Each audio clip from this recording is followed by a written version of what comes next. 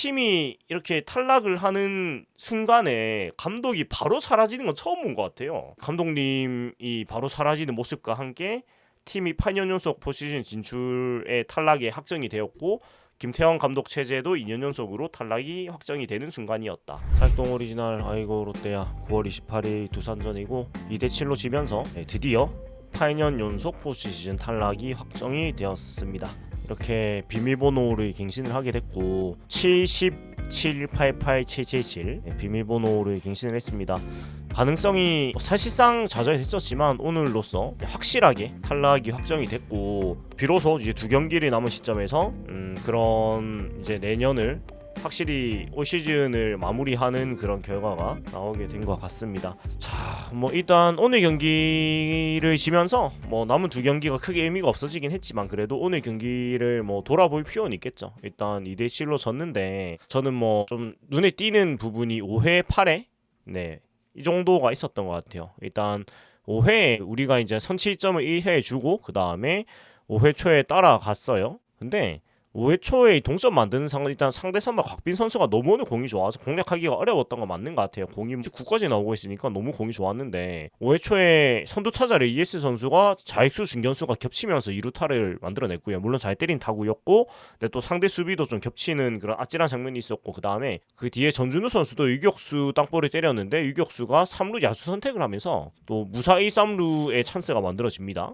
그러니까 잘 때리기도 했고 또 행운도 같이 겹치면서 무사히 3루라는 굉장한 찬스가 생겼고 항상 얘기하지만 선발 투수한테는 5회가 가장 어려운 이닝이기도 한데 아무튼 그 5회 우리가 황금 찬스를 만들었어요. 한 점 차 지고 있는 상황에서. 근데 무사히 3루에서 박찬영 선수가 삼진 그리고 1사이 3루에서 전민재 선수가 유격수 땅볼로 이 타점을 간신히 만들어냈어요. 그러면서 동점을 만들었는데 근데 여기서 뭐 오늘 경기의 승패나 그런 걸 떠나가지고 너무나 후반기에 많이 보는 모습이 오늘도 나왔다는 게 좀 눈에 띄었습니다. 그러니까 후반기에 상대팀 실수로 만들어진 찬스들을 우리가 받아 먹는 것보다 뱉어내는 경우가 훨씬 더 많았어요. 이걸 제가 뭐 구체적으로 세보진 않았지만 제가 방송하면서도 제가 흔히 표현하는 공짜 찬스, 황금 찬스 이런 찬스들을 받아먹지를 못하고 뱉어내는 경우가 너무 많았어요. 그렇다 보니까 역시나 후반기가 많이 이길 수가 없었고 후반기 승률이 2할 때에 그칠 수밖에 없었던 게 결국은 야구라는 게 실수를 줄이고 또 반대로 상대의 실수를 파고 들어가지고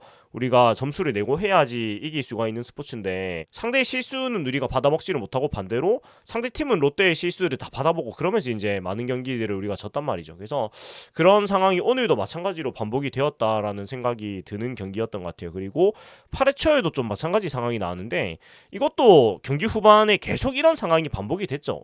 후반기 내내. 그래서 2대4로 뒤진 상황에서 선두 타자 대타 나승엽 선수가 안타를 때리고 나갔어요. 그 8회 초고 2점 차고 선두 타자가 대타로 안타 치고 나갔다. 이러면 사실 한 점 정도는 만회를 또 해야 되는 상황이거든요. 역시 우린 대주자로 장주영 선수를 냈는데 여기서 실망스러운 게 또다시 한 베이스도 진루를 못 시켰다라는 점이에요. 황성빈 자익수 플라이, 한태양 타석에서 대타 노진혁 선수가 나왔는데 3루수 플라이, 고승민 선수가 상규 중견수 플라이. 그러니까 이거 굉장히 잘 때린 타구인데 중견수 조수행 선수가 또 좋은 수비를 하면서 걷어냈습니다. 근데 이게 한두 번이 아니고 후반기 내내 이런 장면이 너무나 많이 반복이 됐다라는 게 결국 역시나 후반기에 못할 수밖에 없었던 이유 중에 한 개인 것 같아요. 그러니까 경기 후반에 근소한 점수 차이에서 선두 타자가 나가도 한 베이스 진루도 못 시키는 장면이 너무 많다는 거예요. 그러니까 이게 뭐 야구를 못하니까 그런 거겠지만 그냥 오늘 경기에서 좀 눈에 띄는 게 이런 우리가 후반기에 계속 성적이 안 좋으면서 나왔던 계속 똑같이 반복되는 장면들이 이 2가지 정도가 본격에서 눈에 띄었던 것 같아요. 그러니까 1번 상대의 실수나 행운으로 만들어진 찬스를 받아먹지를 못한다. 뱉어낸다. 2번 경기 후반 한두 점 차 적전일 때 선두 타자가 나가도 진루도 한 베이스도 못 시키고 전혀 쫓아가지를 못한다. 이런 부분들이 오늘도 여지없이 반복이 돼서 참 그냥 별로 할 말 없는 경기력이 또 나왔던 것 같아요. 나왔던 것 같고 또 8회 말에 또 안 좋은 장면이 후반기 내내 나오던 장면이 또 나왔습니다. 최준용 선수가 7회 2사회 급하게 이제 나와가지고 위기 상황을 틀어 막았어요. 그리고 8회 말까지 7회 1사 상황에서 나왔죠. 그러니까 최준용 선수가 나온 게 보자. 그 7회에 보면은 정현 선수가 나와가지고 보이넷 주고 보이넷 내주고 1사 만루에서 나와가지고 최준용 선수가 양석환 선수를 인피드 플라이 아웃 유격수, 다음 오명준 선수 삼진 아웃. 그러니까 1사 만루 상황, 2점 지고 있는 상황이니까 얼마나 타이트해요. 그래서 정말 혼신의 투구를 했고 그 결과로 대단히 좋은 결과를 얻었죠. 유격수 인피드 플라이 아웃, 삼진 아웃이니까. 근데 이 승부에서 이미 12구를 던졌단 말이에요. 그러니까 이미 최준용 선수는 이 7회 1사 만루 상황에서 힘을 굉장히 많이 썼을 수밖에 없어요. 뭐 당연한 일이죠. 자, 그렇게 굉장히 혼신의 투구를 하고 8회 초에 우리가 앞에 얘기했던 무사 1루 찬스에서 전혀 못 살리고 똑같이 2대4 상황에서 8회 말로 이어지는데 역시나 아니나 다를까 이 이닝을 그냥 굴려버립니다. 이제 놀랍지도 않은데 여기서 좀 계속 눈에 띄는 거는 대체 이런 상황이 몇 경기째인지를 모르겠다는 거예요. 그러니까 2점 차로 쥐고 있고 이제 오늘 지면은 탈락이 확정이 되니까 멀티이닝을 쓰는 게 이해가 안 되는 건 아닌데 이게 한두 번이 아니고 최준용 선수를 멀티이닝으로 무리시키다가 특히 이 상황이 앞에 그 이닝이 그냥 편안한 상황도 아니고 제 기억으로는 오늘처럼 1사 만루라든가 진짜 절체절명의 위기 상황에서 내는 경우가 굉장히 많았단 말이에요. 그러니까 당연한 거지만 진짜 혼신의 힘을 다해서 위기를 막고 다음 이닝까지 갈라니까 이미 당연히 그 전력을 쏟은 뒤니까 힘들 수밖에 없죠. 근데 이런 식으로 무리를 시키다가 대량 시점하는 경기가 도대체 몇 경기인가? 기억나는 것만 해도 한 4경기 이상은 되는 것 같거든요. 제가 그냥 강하게 기억나는 것만 쳐도. 그러니까 대표적으로 언제였죠? 전반기 거의 마지막쯤이었나? 그때 그제 김원중 선수 빠졌을 때 7월 말에 그때 광주에서 기아전 3이닝 세이브 시키다가 진 것도 그랬고 3연투였나? 그것도 있었고 사직에서 3이닝 세이브 하다가 제가 직강한 경기였나? 그때도 그렇게 또 진 적이 있었고. 그러니까 그게 한두 경기가 아니라는 거예요. 똑같이 이렇게 문제가 발생을 하는 게. 그러니까 결국 오늘도 삼진 안타 땅볼 2사 1루였는데 그 뒤에 원스트라이크 잡고 4개 연속 보이넷 던지면서 보이넷 그리고 스트레이트 보이넷. 그러니까 8개 연속 볼을 던지면서 2사 만루를 채웠단 말이에요. 투구수가 이미 31개예요. 이미 최준용 선수의 체력이 다 했단 말이에요. 그리고 8개 연속 볼을 던진 투수를 그대로 내버려 둔다? 사실 이해하는 게 굉장히 쉽지 않죠. 그래서 결국은 케이브 선수한테 초구 싹쓸이 3루타를 맞고 말았고 물론 2대4 상황이었어도 김태경 선수를 상대로 2점을 9회 초에 빼는 게 굉장히 힘들었긴 하겠지만 2대7이 되면서 그냥 1말의 가능성도 사라져버리는 상황이 나왔다라는 거예요. 그래서 오늘 경기의 승패를 떠나가지고 이런 장면이 앞에 얘기했던 이런 상대가 만들어준 찬스 못 받아먹는 거, 또 경기 후반에 추격 찬스에서 한 베이스도 진루 못 시키는 거, 그리고 이게 특히 최준용 선수, 딴 선수도 마찬가지지만 불펜 투수 앞에 위기 상황에서 내 가지고 급하게 불 껐는데 이미 힘 많이 쓴 투수를 멀티 끌고 나가다가 또 이미 그런 터지 징조가 보이넷이라는 이런 거 계속 나오는데 계속 끌고 나가다가 대량 실점하고 터트리는 경기들이 너무 많다는 거예요. 올 시즌 한두 번 보는 게 아니죠. 그래서 이게 안 좋은 결과가 한두 번도 아니고 계속 이렇게 반복이 된다는 거는 실수가 아니고 그냥 선수들의 실력이 부족한 것도 있겠지만 선수들의 어떤 자원을 가지고 최선의 결과를 못 만들어내는 것도 맞고 최준용 선수가 결국 오늘 이렇게 또 실점을 하게 되면서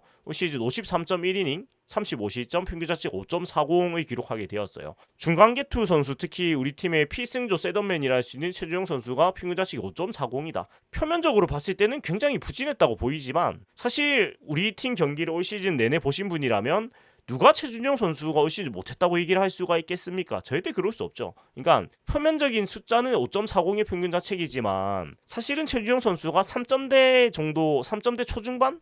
저는 2점대 한 후반, 중후반 정도로 봐도 된다고 생각해요. 그러니까 여기 이 평균 자책에서 최준용 선수가 무리하게 멀티이닝 혹은 또 그 이상을 끌고 나가다가 이미 무리가 온 시점에서 준 점수들 대량 실점, 석점, 2점, 석점, 넉점 이렇게 한 점수들이 있는 경기들이 쌓이다 보니까 평균 자책이 이렇게 올라갔는데 그런 경기를 빼면은 사실은 어느 정도 정상적인 피칭을 할 수 있었던 상황에서는 거의 무적에 가까운 모습이 더 많았단 말이에요. 그러니까 53.1인 62탈 3진 16보이는 50피안타거든요. 그러니까 탈삼진 보이넷 비율이 굉장히 좋잖아요.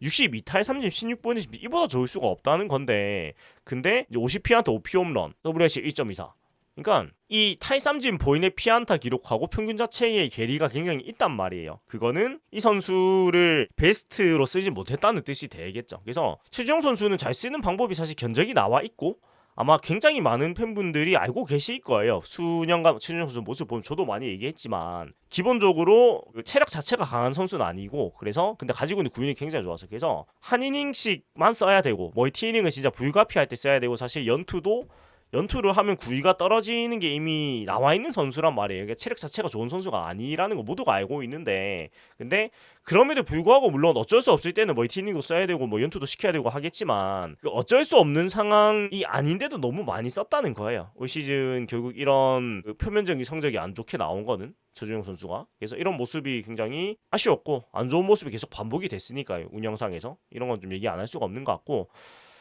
그리고 마지막으로 그 팀이 결국 8년 연속 포스트 시즌 진출에 실패를 하게 됐고, 김태형 감독도 우리 팀을 맡아가지고 이제 2년 연속으로 포스트 시즌 진출에 실패를 하게 됐는데, 이 실패가 되는 확정의 순간에 경기가 끝나자마자 김태형 감독이 바로 사라져 버렸습니다. 이거 지금 이 화면에 잡힌 것처럼 팔짱 끼고 있다가 마지막 아웃이 잡히자마자 그냥 그대로 덕아웃을 벗어나서 사라지는 모습이 잡혔거든요. 이거는 저는 사실 탈락 확정의 순간에 누구보다 빠르게 덕아웃을 사라지는 이 감독님의 모습에서 도대체 뭘 느껴야 될까라는 생각이 좀 들었거든요. 그러니까 이게 어떻게 표현해야 될지 모르겠는데 좀 놀랬어요. 그러니까 보통은 익숙한 모습이 경기가 끝나면, 특히 이런 탈락의 순간이라면 팀의 수장인 감독이 보통 선수들을 독려하고 위로하지 않나요? 그러니까 제가 뭐 어떻게 기억이 잘못된 걸 수도 있는데, 제가 야구를 20년 동안 보면서 제 기억에 익숙한 장면은 어찌됐건 결과가 나오면은 감독이 어찌됐건 선수를 이렇게 독려를 하고 격려하는 모습이 그냥 기본적으로 떠오른단 말이에요. 근데 팀이 이렇게 탈락을 하는 순간에 감독이 바로 사라지는 건 처음 본 것 같아요. 그래서 이거는 좀 놀랬습니다. 이게 제가 뭐 어떻게 받아들여야 될지 모르겠는데 그냥 좀 놀랬어요. 좀 놀랬다 정도로 얘기를 하고 넘어가야 될 것 같고, 그렇습니다. 그래서 결국은 이 감독님이 바로 사라지는 모습과 함께 팀이 8년 연속 포스트시즌 진출에 탈락이 확정이 되었고, 김태형 감독 체제도 2년 연속으로 탈락이 확정이 되는 순간이었다로 정리를 좀 할 수가 있겠습니다. 경기는 이렇게 졌고, 근데 오늘 경기에서 좀 특이한 점이 있었죠. 원정 경기인데 스트라이프 유니폼을 입었습니다. 그냥 흰색이죠. 근데 이게 이제 중계에서도 보셨겠지만 양 팀이 똑같은 흰색 유니폼을 입었다 보니까 이렇게 보였단 말이에요. 그러니까 직관에 가신 분들 입장에서는 오늘 경기가 내내 이렇게 보였을 거란 말이에요. 이 정도 사이즈로. 이거는 솔직히 좀 저는 뭐 경기 지고 이기고 떠나가지고 조금 얘기하고 싶은 게, 진짜 구분이 안 되거든요. 야구장 가서 직접 보면은. 근데 이런 거는 진짜 규정으로 색 안 겹치게 해야 된다고 생각해요. 그러니까 이게 시향초 유니폼이라는 게 그 팀을 구분하려고 입는 거지 않습니까?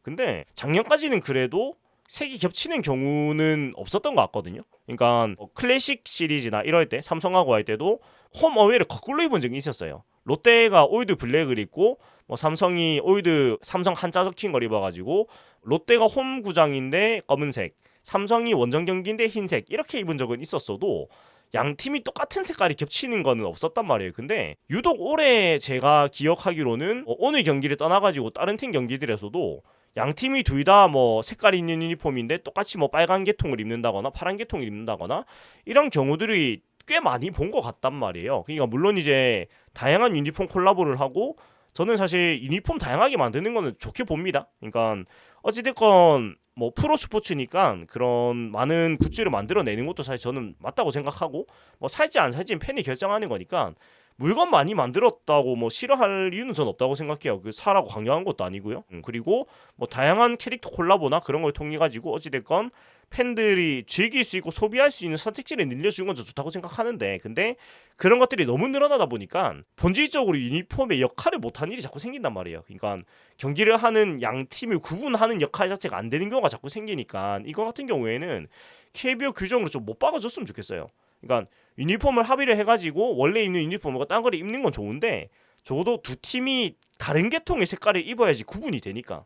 그래서 중계로 볼 때야 그래도 뭐 그렇게 안 헷갈리지만 야구장 가서 보면은 딱 이 정도 크기로 보이잖아요, 선수들이. 특히 좀 중앙 상단이라든가 뭐 내야 상단이나 엄청 밑에서 보는 거 아니면은, 그러니까 구분이 안 되기 때문에, 그리고 구분이 안 되는 거 떠나가지고 경기 이해가 잘 안 돼요. 이 정도가 돼버리면. 왜냐면 지금 똑같잖아요, 그냥. 그럼 누가 주자고 누가 수비수인지 순간적으로 구분이 잘 안 된단 말이에요. 그래서 이런 거는 사실 팬들도 그렇고 선수들도 순간적으로 착각이 또 생길 수도 있기 때문에 이런 부분들은 규정이 좀 명확하게 해야 되지 않을까라는 게 야구 팬으로서 드는 생각입니다. 네, 또 요거는 좀 왜 이렇게 했지? 그러니까 우리가 올드 블랙이 없는 것도 아니고 물론 올해는 프로페셔널 선수들이 경기 때 안 입어서 그런데 아무튼 기존 유니폼 말고 입어도 안 겹쳤으면 좋겠다 색깔이, 이런 생각 오늘 경기 보고 좀 들었던 것 같아요. 그리고 오늘 또 박세웅 선수가 선발로 나왔는데 잘 하다가 또 점수를 또 6회에 많이 주면서 5.1이닝 4실점이 됐고 결국은 12승 13패로 시즌을 마무리하게 됐습니다. 참 12승을 올해 무조건 갱신한다고 봤는데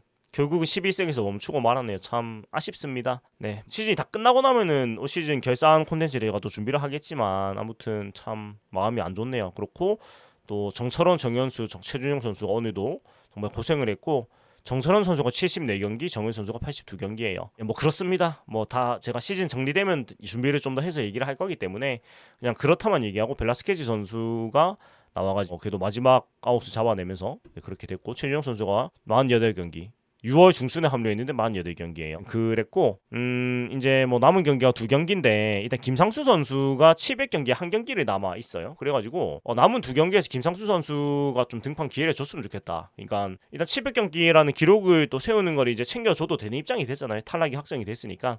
그래서 그런 거는 좀 챙겨줬으면 좋겠고, 그 다음에 남은 2경기의 승패가 전혀 의미가 없어졌단 말이에요. 이게 왜 그러냐면 다 이겨도 승률이 와야 되는 것도 아니고 탈락도 확정이 됐고요. 그 다음에 지금 순위 상황을 보면은 7위 둥둥섬 느낌이거든요. 그러니까 위로 6위는 NC인데 지금 2게임 차이인데 롯데는 2경기 남았고 NC는 4경기 남았단 말이에요. 그러니까 우리가 다 이겨도 NC가 반타작을 하면은 NC가 6위가 되죠. 물론 6위보다는 7위가 더 뭐 드리프트를 한 순위 먼저 받으니까 더 이점도 있겠지만 어찌됐건 뭐 위로 올라갈 입장도 거의 안 되는 것 같고, 밑으로 내려가기에도 기아하고 2.5게임 차로 우리가 앞서고 있는데 기아는 게임이 또 5게임 남았는데 많이 남았습니다. 5게임 남았는데 이것도 롯데가 다지고 기아가 1승 4패인가 해야 될 거예요. 우리가 8위로 내려가려면. 그래서 뭐 어찌됐건 프로 스포츠이기 때문에 뭐 남은 그 경기를 일부러 지려고 한다 이런 건 말이 안 되는 소리고, 그냥 상식적으로 이제 탈락이 확정이 됐기 때문에 남은 2경기에서 무리를 할 필요는 없어졌죠. 무리할 필요는 없어졌고, 그동안 이제 기회를 못 받은 선수들한테 좀 선발 기회를 주는 게 맞는데, 근데 어찌됐건 내일 선발은 박진 선수로 예정이 되어 있습니다. 그리고 화요일은 또 간보아 선수가 예정이 되어 있는데 탈락이 확정됐으니까 과연 내일 오전 오후에 경기 전에 좀 다르게 가는 얘기가 나온지는 제가 살펴보고 또 글을 올리겠지만, 이제 탈락이 확정됐으니까 남은 2경기를 어떻게 활용하는지 좀 지켜보아야 될 것 같아요. 어찌됐건 다 마무리되고 돌아보는 거는 제대로 얘기를 해야 될 것 같고, 오늘은 이 정도로 얘기를 해야 될 것 같고, 앤더슨 선수가 지금 탈삼진 2위인데 탈삼진 개수가 한 4개인가? 몇 개 안 되는 걸로 알고 있습니다. 그래서 앤더슨 선수도 타이틀이 지금 걸려있는 상황이라 가지고 내일 굉장히 그 혼신의 투구를 하지 싶어요. 지금 그 탈삼진 순위를 보면은 2개 차이네. 그 폰세 선수가 242개고 앤더슨 선수가 240개인데 앤더슨 선수 입장에서는 타이틀을 지금 가져올 수 있는 상황이 돼버렸기 때문에 분명히 열심히 할 거거든요. 그래서 과연 우리가 또 기록이 희생양이 되는가 이런 거를 또 봐야 될 것 같은데, 내일 경기를 어떻게 활용을 하는지 그 부분을 좀 지켜보고 내일은 그 부분을 위주로 좀 보면 될 것 같아요. 과연 탈락이 확정된 상황에서 남은 2경기를 어떻게 활용을 하는지를 보자. 가 주안점이 될 것 같습니다. 자, 이렇게 오늘 9월 28일 두산전 얘기를 드렸고, 탈락이 확정되었고요. 우리가 포시즌은 끝났지만 또 그래도 다행인 거는 야구는 계속 하죠. 그래서 우리가 좀 기다리던 그 울산 KBO 가을리그 일정이 또 나왔습니다. 그래서 제가 좀 정리를 해서 올려드렸는데 10월 14일부터 10월 11일까지 총 68경기를 개최를 하고, 이번엔 또 경기 장소가 늘었습니다. 원래는 울산 문수하고 기장야구장만 있는데 올해는 문수, 상동, 마산 기장야구장에서 개최를 한다고 합니다. 경기 수도 늘었고 참여팀도 11개로 늘었습니다. 그래서 KBO 리그에서는 롯데, LG, 기아, NC, 삼성, 고양 총 5개 팀이 참여를 6개 팀이 참여를 하고요. 그리고 대학팀, 그리고 독립 선발팀, 호주 멜버른 팀, 일본 독립 선발팀, 중국 장수팀, 이렇게 진짜 다양한 국적의 선수들, 또 대학교 팀들까지 이렇게 정말 폭넓은 선수들을 만나볼 수 있는 굉장히 재밌는 대회가 될 것 같아요. 그리고 또 전경기를 중계를 또 해준다고 합니다. 그래서 상동은 제가 좀 가기가 어렵지만 문수, 마산, 기장은 충분히 이제 갈 수 있는 위치에 있기 때문에 저도 시간이 맞으면 최대한 많은 경기를 좀 보러 갈 것 같고, 특히 호주 멜버른 팀이나 일본 독립 선발팀 같은 경우에는 그 내년부터 시행된 아시아 쿼터제에 직접 해당되는 선수들이지 않습니까? 그래서 이 선수들 중에서 눈에 띄는 선수는 아마도 아시아 쿼터 선수로 좀 많은 관심을 받고 컨택을 받을 가능성이 굉장히 높아 보여요. 특히 일본 독립 선발 팀은 그 기량이 상당히 높을 것으로 생각이 되거든요.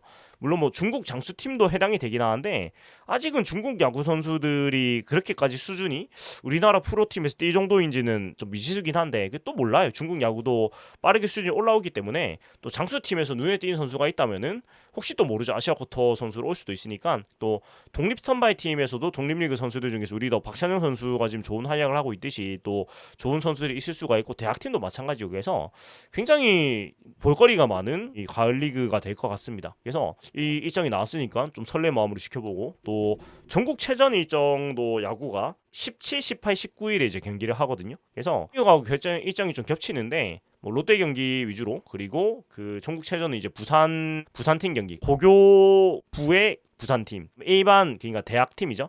대학부의 부산팀 이 위주로 좀 스케줄을 보고 제가 볼 수 있으면 또 경기를 보고 좀 눈에 띄는 선수들이라는 이런 것들을 보면은 굉장히 재밌을 것 같고 뭐 영상을 좀 찍어가지고 또 좋은 선수들의 모습을 좀 같이 보여드리고 하면 굉장히 좋겠다는 생각이 듭니다. 자 아무튼 여기까지 네 아이고 롯데야구 이제 2경기 남았어요. 시즌 2경기 남았고 제가 올 시즌 방송을 하면서 정경기 하고 싶었는데 한 경기는 제가 숙취 이슈로 술 먹고 뻗어가지고 못했고 한 경기는 제주도 일정 때문에 원래는 이상이 없었는데 우천 취소 때문에 밀린 걸 하필 제주도에 간 스케줄 해가지고 2경기를 못했는데 그래도 남은 2경기는 제가 할 수 있기 때문에 진짜 뭐 갑자기 제가 알아눕지 않는 이상 그래서 144경기 중에 142경기를 리뷰를 하는 그래도 저 나름대로의 굉장히 뿌듯함을 만들어가면서 시즌의 마무리를 좀 하고 네, 시즌 마무리 되면은 시즌 결산부터 해가지고 저도 좀 더 비시즌에 해볼 만한 것들 그리고 또 좀 재밌는 콘텐츠들 좀 구상을 해가지고 네, 비시즌에도 계속 인사를 드릴 수 있도록 하겠습니다. 아무튼 탈락이 확정이 됐으니까요. 일단은 또 마음고생이 다들 많으셨는데 참 고생 많으셨고 많이 아쉽고 사실 화도 많이 나는 부분도 있지만 저는 솔직히 화보다는 게 허탈해요. 허탈한데 그래도 이제 남은 2경기는 진짜 끝났으니까 뭐 편하게 좀 지켜보는 걸로 하고 네, 다 마치고 또 이야기를 나눠보면 좋을 것 같습니다. 지금까지 사익동 오리지널 아이고 롯데야였고요. 재밌게 보고 들으시다면 구독과 좋아요 또 후원 매보십 해주시면 감사하겠습니다. 투원 투지를 외추기엔 너무 민망하네요. 그래서 네, 그냥 이제 슬로건은 남은 경기 동안은 안 외쳐도록 하겠습니다. 탈락이 확정되기 때문에 슬로건 외추기엔 좀 애매한 것 같아요. 그냥 마무리하겠습니다. 네, 지금까지 봐주신 여러분 고맙습니다.